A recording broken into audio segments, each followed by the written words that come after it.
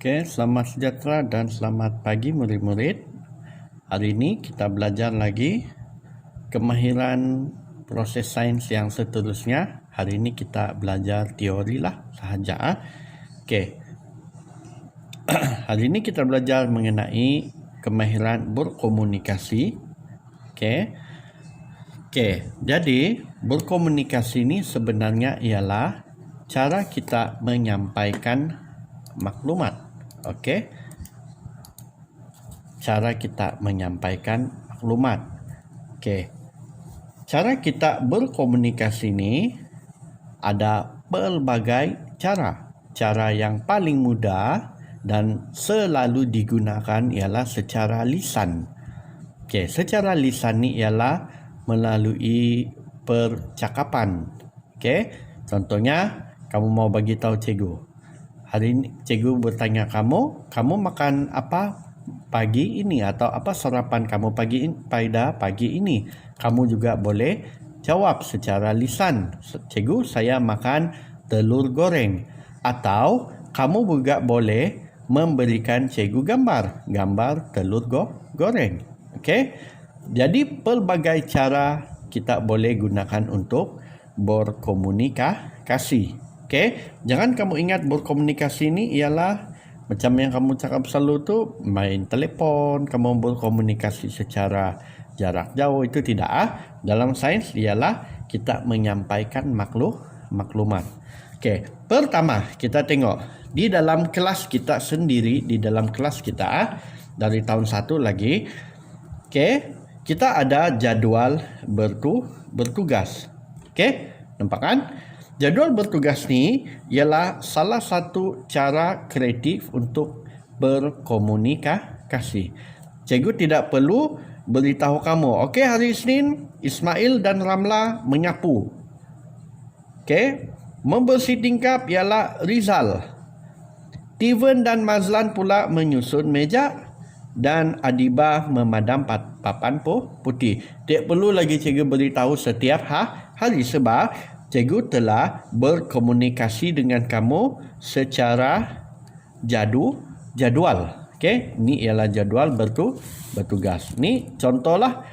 Okey, dalam berkomunikasi ini kita juga menyampaikan maklumat yang pentinglah yang kamu boleh pelajari. Kenapa kita perlu belajar ni? Sebab contohnya ini jadual lah, ataupun contohlah kamu buat satu eksperimen. Okey, kamu buat satu eksperimen di mana kita menanam pokok lah, satu pokok kan. Okey, ni cikgu ini yang semalam Okey, inilah cikgu bagi contoh. Okey, kamu tanam satu pokok. Pokok tu di sinilah, kecil lagi kan. Okey, nampak? Kemudian selepas beberapa minggu pokok juga semakin besar. Tambah lagi beberapa minggu, pokok juga semakin besar. Okey, ini contoh. Ini ialah 1 minggu. Ini lagi tambah, ini pula ialah tambah lagi 1 minggu. Dia sudah menjadi semakin besar. Ini juga ialah satu contoh berkomunikasi, iaitu secara melalui gambar. Boleh nampak? Okey, melalui gambar. Jadi tengok, minggu pertama mula-mula dia kecil. Selepas seminggu dia semakin besar. Selepas 1 minggu lagi, iaitu minggu yang kedua, dia juga telah menjadi semakin besar. Ini contoh. Kita boleh juga buat secara bilangan daun. Kita boleh tengok bilangan daun, atau kita gunakan kemahiran mengukur dan menggunakan nombor tadi. Kita ukur tinggi pokok tersebut. Itu ialah kreativiti masing-masing. Berkomunikasi ni, kita balik sini ialah kreativiti kamu. Bagaimana kamu mau menyampaikan maklumat supaya lebih mudah untuk difahami, lebih mudah, lebih cepat, dan kita tidak perlu memberitahu pun setiap hari, kita sudah boleh dapat. Seperti cikgu cakap tadi, pertama ialah secara lisan iaitu bercakap. Kedua ialah secara tulisan. Okey, kamu boleh tulis juga. Pada minggu pertama, okey, pokok sirih tersebut dengan ketinggian 10 cm. Itu kita secara tulisan, tapi kamu kena tulis lebih banyak. Ini pun boleh secara tulisan. Okey, pada hari Selasa, Diana dan Alia bertugas menyapu sampah atau menyapu ke kelas. Jana pula bertugas membersih tingkap. Itu kalau kamu tulis semua itu menjadi tulisan, tapi kita buat di dalam bentuk yang lebih mudah, iaitu bentuk jadual. Okey. Jadi kita tengok di sini. Ini kerja kamu hari ini Salah satu kerja lah. Nih 3 saja. Cikgu mau kamu faham jadual tadi. Nampak kan jadwal tadi kan? Okey. Siapakah yang ditugaskan untuk menyapu pada hari Rabu dan Kamis? Cikgu mau kamu rujuk. Supaya nanti kita mula sekolah, kamu juga boleh merujuk siapa yang bertugas. Ini sejaklah, tidak perlu salin jadual. Hanya perlu salin soalan ini. Cikgu ulang. Hanya perlu salin soalan ini. Dan juga tuliskan jawapan sahaja. Okey. Berdasarkan soalan di atas, catat jawapan kamu dan bacakan di hadapan kelas. Ini tidak payahlah kamu bacakan. Kamu cuma gambar dan berikan dengan cikgu. Dan pastikan dicatat dalam buku latihan sains yang kita gunakan selalu, sebab nanti buka sekolah cikgu akan tanda lagi dengan menggunakan pen merah. Okey, contohnya kita tengok di bawah lagi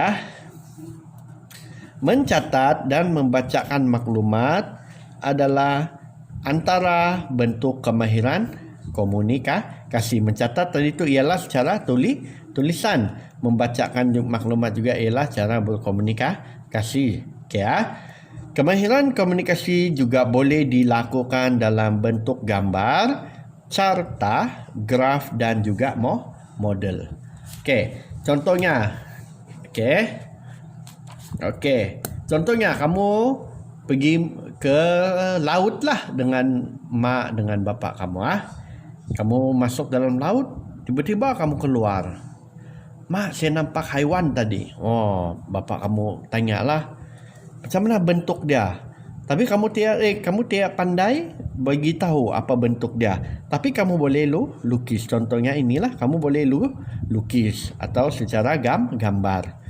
Jadi kita boleh dapat maklumat bahawa kamu telah melihat seekor ikan. Okey, dan ini pula carta. Ini juga carta yang biasa kita dapati di dalam kelas. Ini juga ialah satu contoh penyampaian maklumat. Graf juga ini salah satu contoh penyampaian maklumat. Ini bentuk graf lah. Ada lagi bentuk-bentuk graf yang lain, tapi ini yang mudah saja cikgu beri. Dan ini ialah secara model. Model ni okey, ni cikgu cerita sikit. Model ni bukan semestinya model yang pakai baju cantik-cantik, bergambar. Okey, bukan. Model ni ialah mungkin kita menggunakan kertas, kotak atau tanah liat atau apa sahaja bahan dan kita bentukkan dia menjadi seperti yang kamu mahu. Contohnya ini seekor singa. Jadi kita menggunakan tanah liat bentukan singa. Boleh juga gunakan kayu kalau kamu pandai gunakanlah, tapi itu perlu kemahiran yang lebih tinggi. Okey, dapatkan. Okey, baiklah, sampai itu sahaja dalam kemahiran berkomunikasi. Cikgu harap perkongsian ilmu ini sangat berguna untuk kamu dan boleh faham mengenai apa itu kemahiran berkomunikasi. Okey, jangan lupa buat kerja tadi. Dan itu sahaja dari cikgu untuk kali ini. Sekian dan terima kasih.